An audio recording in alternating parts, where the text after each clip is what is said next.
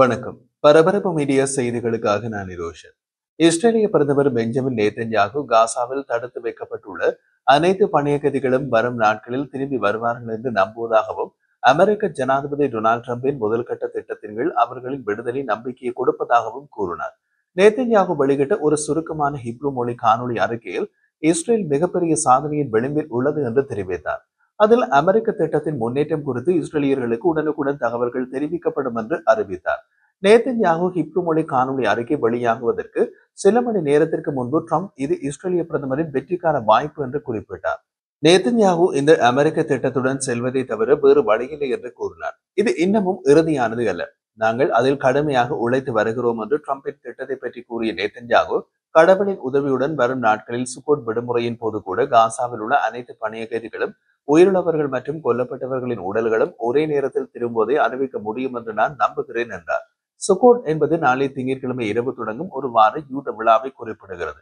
பணிய கைதிகளை விடுதலை தொடர்பான விவரங்களை பேசி முடிக்க இஸ்ரேலின் பேச்சுவார்த்தை குழுவை கைரோவுக்கு செல்லுமாறு தான் உத்தரவிட்டுள்ளதாகவும் நேத்தன்யாகு கூறினார். ஒப்பந்தத்தின் இரண்டாம் கட்டத்தில் ஹமாஸ் இயக்கத்தின் ஆயுதங்கள் அகற்றப்படும் என்றும், காசா பகுதி ஆயுதமற்ற பகுதியாக மாற்றப்படும் என்றும் அவர் கூறினார். இது ட்ரம்ப் திட்டத்தின்படி ராஜதந்திர ரீதியாகவோ அல்லது ராணுவ ரீதியாகவோ எங்களால் செய்யப்படும் என்று எச்சரித்தார். அதாவது ஹமாஸ் தாம் அறிவித்தது போல நடந்து கொள்ளாவிட்டால் மீண்டும் போர். அமெரிக்க திட்டத்தை முடிக்க வசதியாக காசாவில் ராணுவ தாக்குதல்களை தற்காலிகமாக நிறுத்தியதற்காக ட்ரம்ப் சனிக்கிழமை இஸ்ரேலை பாராட்டி சிறிது நேரத்திலேயே நேத்தன்யாகுவின் காணொலி அறிக்கை வந்தது. மேலும் ஒப்பந்தத்தை தாமதப்படுத்துவதற்கு எதிராக ஹமாஸை ட்ரம்ப் எச்சரித்தார். காசா நகரில் இஸ்ரேலிய விமான தாக்குதல் பற்றிய செய்திகளுக்கு மத்தியில் பணிய கைதிகள் விடுதலை மற்றும் சமாதான ஒப்பந்தம் வெற்றி பெற ஒரு வாய்ப்பை வழங்குவதற்காக இஸ்ரேல் குண்டுவீச்சு தாக்குதல்களை தற்காலிகமாக நிறுத்தியதற்கு நன்றி தெரிவித்து ட்ரம்ப் ட்ரூத் சோசியலில் பதிவிட்டார். ஹமாஸ் விரைவாக நகர வேண்டும், இல்லையெனில் அனைத்து கேம்களும் நிறுத்தப்படும் என்று எச்சரித்தார். ட்ரம்ப் மேலும் கூறிய போது, பலர் நினைக்கும் தாமதத்தை நான் பொறுத்துக் கொள்ள மாட்டேன். காசா மீண்டும் அச்சுறுத்தலை ஏற்படுத்தும் எந்த விளைவையும் நான் பொறுத்துக் கொள்ள மாட்டேன். போர் நிறுத்தம் உடனடியாக நடைமுறைக்கு வரும் என்பதை ஹமாஸ் உறுதிப்படுத்தியதும் பணிய கைதிகள் மற்றும் கைதிகள் பரிமாற்றம் தொடங்கும். மேலும் அடுத்த கட்ட நடவடிக்கைகளை நாங்கள் தொடங்குவோம் என்று ட்ரம்ப் குறிப்பிட்டார். நேத்தன்யாகுவின் அறிக்கையினை தொடர்ந்து ட்ரம்ப் வெளியிட்ட மற்றொரு சமூக பதிவில் இஸ்ரேல் காசாவில் தமது ராணுவத்தின் ஆரம்ப பின்வாங்குதல் கூட்டுக்கு பின்னகர ஒப்புக்கொண்டதாகவும் அது ஹமாஸுக்கு காட்டப்பட்டதாகவும் கூறினார். இந்த விவகாரம் சிக்கலை ஆரம்பிக்கலாம். ட்ரம்பின் வரைபடத்தின்படி ஆரம்ப பின்வாங்குதல் கூட கடந்த மாதம் தொடங்கி காசா நகரில் பெரிய தாக்குதலுக்கு முன்னர் காசாவில் இஸ்ரேலின் குத்துமதிப்பான கட்டுப்பாட்டு கோடுகளை பிரதிபலிக்கின்றது.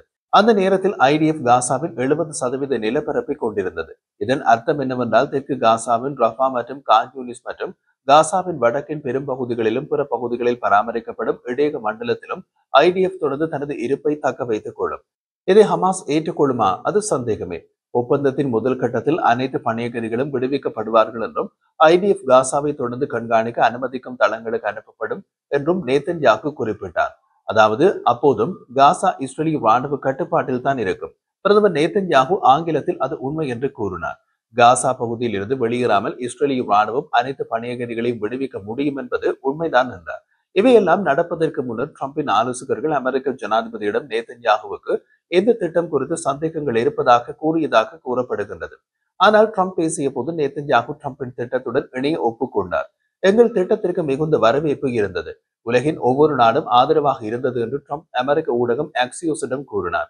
இஸ்ரேலின் தந்திரோபாய விவகார அமைச்சரான ராண்டெர்மர் தலைமையிலான இஸ்ரேலின் பேச்சுவார்த்தை குழு ஞாயிற்றுக்கிழமை அல்லது திங்கட்கிழமை கைரோவுக்கு செல்லும் என்று எதிர்பார்க்கப்படுகிறது என்று சேனல் 12 செய்திகள் தெரிவித்தன.